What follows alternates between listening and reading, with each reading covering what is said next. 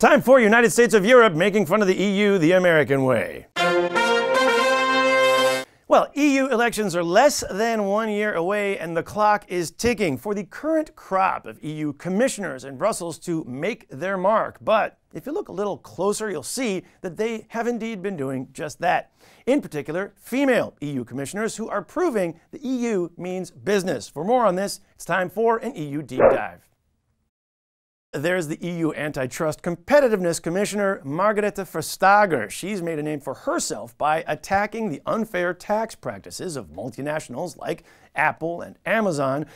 And they've had the help of countries like Ireland, the Republic of Ireland, or ROI, which makes it even more attractive for companies who like return on investment, ROI. Apple famously moved its headquarters to Ireland for tax purposes, and to be fair, I also moved to the Netherlands for tax purposes. Specifically, I wanted my taxes to be used for actual purposes. I mean, it's nice to give a tax cut to the 1%, but I like having healthcare. Now, Apple is credited with inventing the so-called double Irish. For those wondering, what is a double Irish apple? It's just an apple with 2 shots of whiskey added.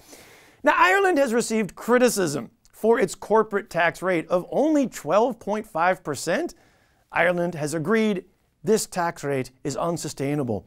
So they lowered it to 6.25%. I mean, that's even lower than some Irish people's blood alcohol content. But now the EU's Vestager has announced a tax clawback, demanding multinational companies pay a fair rate of tax based on EU law.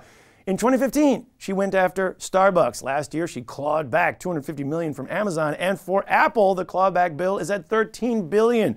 Apple is like, oh, $13 billion. That's like 10 days worth of iPhone sales.